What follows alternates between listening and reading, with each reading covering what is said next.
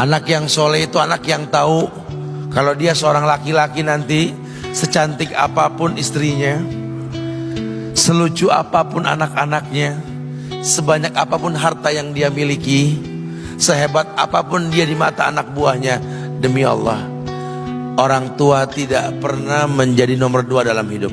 Ini banyak orang yang suka salah ini. Cuma gara-gara dunia, orang tua panjang mata menanti kedatangan anak. Jangan ya. Jangan. Anak yang soleh tahu sekali, sampai kapanpun ibumu, ayahmu. Sampai kapanpun. Dunia nggak membuat dia lupa ada berkah keramat dunia hidup di atas muka bumi ini. Dia nggak repot datang ke makam-makam para wali. Orang tua nomor 1 yang dia temui. Ini orang hebat. Ini banyak di antara kita, makam-makam didatengin, di mana saja didatengin, ngalap berkah. Orang tua panjang mata, berlinang air mata menanti, mana anakku? Mana pohon yang pernah kutanam? Mana pohon yang pernah kurawat? Kudengar dia sudah mulai berbuah, ingin kurasakan buahnya. Berani mengeluarkan dana jutaan untuk hal-hal yang gak disyariatkan. Ini orang tua panjang mata. Rela gak rela, orang tua kita akan mendengar dan melihat.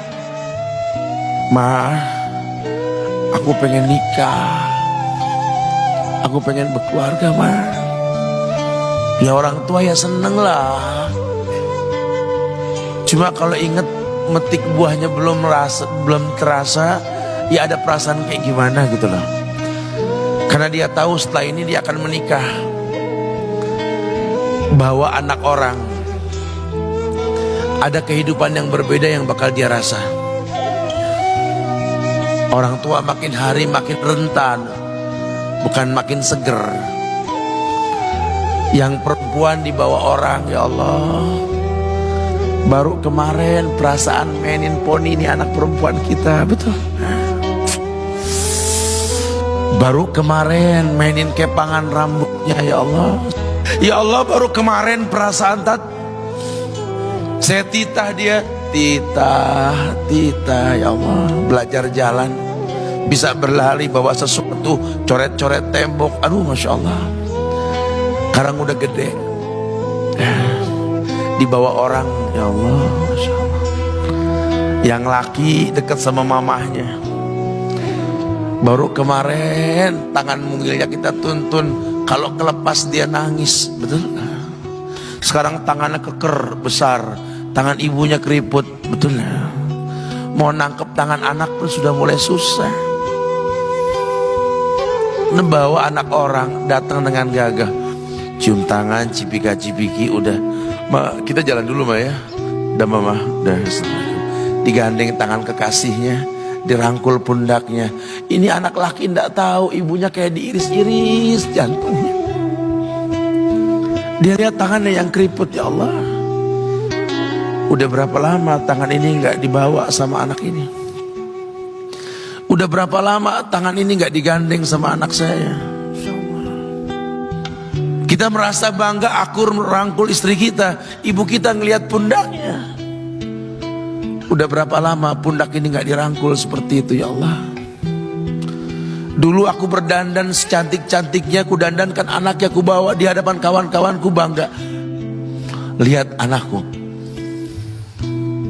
Tapi dia gak pernah berdandan rapi membawa aku ke hadapan teman-temannya. Lihatlah ibuku. Ibunya sudah kebayang, ya Allah, ini anak bakal minta nikah sebentar lagi. Yang wajar kalau orang nanam pohon pengen metik buah, wajar. Ini buah belum terasa, pohon sudah mau dibawa. Kebayang tidak? Ya Allah. Mulai dia kebayang. Sehingga rasa-rasa seperti ini menjadi tumpukan rasa di hati orang tua kita, yang nanti pada akhirnya dia pun bakal kembali ke hadirat Allah, kita pun bakal kembali ke Allah, betul? Sementara yang namanya kemuliaan datang dengan cara sabab yang benar. Ridallah fi ridal walidain wa sukhtullah fi sukhtil walidain. Ridanya Allah ada di ridho orang tua, murkanya pun sama. Karena semua ibadah yang dia lakukan berujung pada surga. Dan yang paling gampang ketika dia mau menaklukkan dunia, demi Allah, berkah orang tua dulu yang dia ambil. Ini dirasa oleh orang mulia yang Nabi katakan, innahu min ahlis sama, innahu min ahlis sama. Manhu? Siapa dia? Sahabat, manusia yang pernah hidup zaman sahabat tapi nggak ketemu Rasul, yang bernama Uwais Al-Qarni, pemuda miskin pengembala kambing di negeri Yaman. Padang tandus yang dia tinggal di situ, yang dia kesampingkan hidupnya untuk ibunya, untuk ibunya. Tidaklah terucap kalimat satu yang ingin ibunya pengen, kecuali Uwais pasti akan melakukannya apapun, dan ibunya cacat. Apa kata Uwais? Tidak akan pernah terlontar kata dari mulut ibuku kecuali kan kulakukan yang dia inginkan. Masya Allah. Ibunya cacat dan dia menomorduakan diri, yang penting orang tuanya dulu. Hingga satu waktu ibunya berkata, wahai Uwais, ibu sudah tua. Andai kematian mendatangi ibu, ada beberapa keinginan yang ibu pengen merasakan keinginan tersebut. Mungkin enggak ya? Apa bu? Katakan. Ibu pengen haji. Bengong, Wais, ya Allah bu, ini Yaman, Hadramaut, yang sekarang saja pesawat itu bisa 3 jam menuju Saudi itu, 2 jam lebih lah menuju Saudi. Ini lebih jauh lagi, kebayang berapa ratus kilo, berapa ribu kilo nggak tahu. Ya baiklah ibu, kata Uwais, aku tidak pernah menolak permintaan ibuku, tapi kali ini aku tidak bisa menjawab karena mikir gimana caranya ini. Apalagi dia seorang pemuda yang punya penyakit sopak, ada tanda-tanda putih di bagian badan itu kayak pano besar gitu. Udahlah, terserah gimana nantilah. Yang penting ini nomor 1 dalam hidup ini. Dia beli seekor anak sapi, digendong tiap hari itu sapi sama si Uwais menuju puncak gunung. Turun lagi, gendong ke atas, turun lagi tiap hari. Sampai orang bilang, Uwais gila no.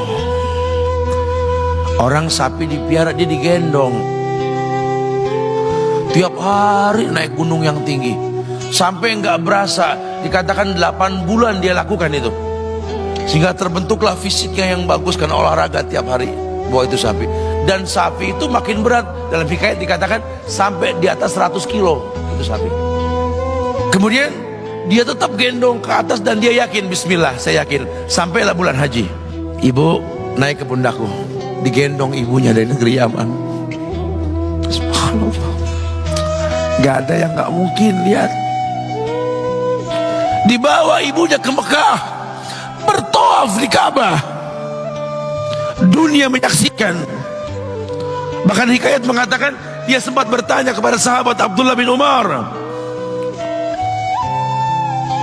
aku telah menggendong ibuku dari negeri Yaman menuju Mekah, bertawaf di Ka'bah ini. Sudahkah aku membayar jasa ibuku? Apa kata sahabat Abdullah bin Umar? Bahkan satu hentakan napas pun ketika melahirkanmu belum terbayar. Bahkan satu hentakan napas pun ketika melahirkanmu belum terbayar. Dia selesaikan tawafnya, dia selesaikan tawafnya. Selesai tawaf, dibawa ibunya ke makom Ibrahim untuk sholat 2 rakaat. Selesai sholat, dia angkat tangan, dia berdoa kepada Allah, ya Allah, ampunkanlah ibuku ya Allah. ampunkan ibuku ya Allah. Masukkanlah dia ke sorgamu ya Allah. Masukkan dia ke sorgamu ya Allah. Ibunya berbisik, Uwais, sudahlah, mintalah pada Tuhanmu ampunan untuk dirimu dan sorga untukmu. Wallahi wahai ibu, Allah ampunkan kamu, Allah masukkan kamu ke sorga, cukup untukku, ridhomu yang kubutuhkan wahai ibu. Lihat,